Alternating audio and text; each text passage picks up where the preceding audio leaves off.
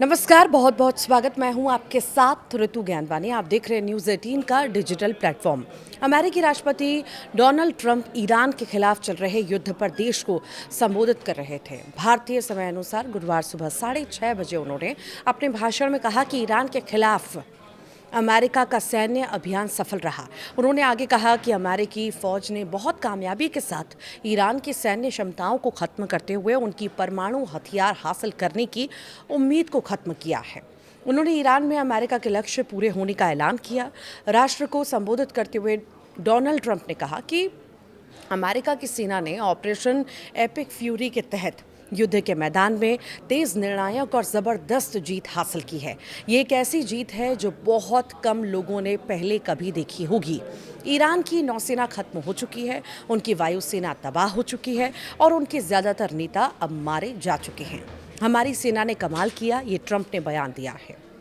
Donald Trump ने दावा किया, ईरान के इस्लामिक रिवॉल्यूशनरी गार्ड कॉर्प्स का कंट्रोल पूरी तरह से खत्म किया जा चुका है। मिसाइल और ड्रोन लॉन्च करने की उनकी क्षमता में भारी कमी आई है।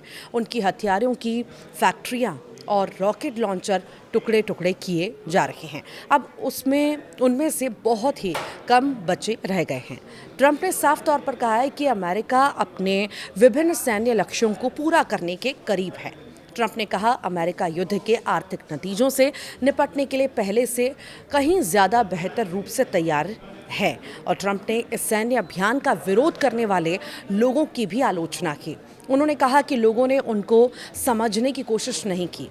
होर्मुज़ पर बड़ा ऐलान भी किया है। ईरान के होर्मुज़ स्ट्रेट पर कंट्रोल को लेकर डोनाल्ड ट्रंप ने अमेरिकी सहयोगियों से कहा कि वो होर्मुज़ जल डमरू मध्य में जहाज रानी की सुरक्षा सुनिश्चित करने के लिए हिम्मत जुटाएं। उन्होंने कहा कि अमेरिका को इसकी ज़रूरत नहीं है, क्योंकि अमेरिका को खाड़ी के तेल और गैस की ज़रूरत नहीं है।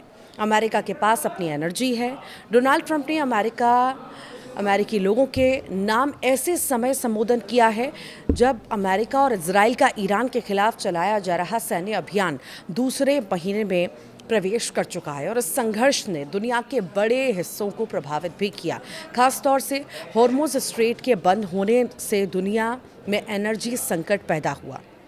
बराक ओबामा पर भी उन्होंने निशाना साधा। डोनाल्ड ट्रंप ने कहा कि बराक ओबामा ने ईरान को कई छूट दी, लेकिन उन्होंने दोनों कार्यकाल में तेहरान को काबू किया।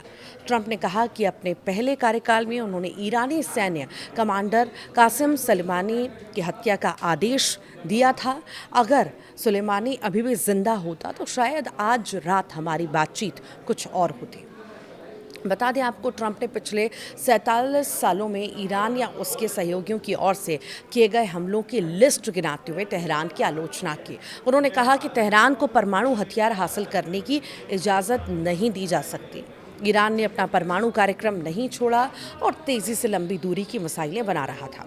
वे परमाणु हथियार बनाने के करीब थे। ट्रंप ने अपने 19 मिनट के संबोधन में ज़्यादातर ईरान पर ही बात की।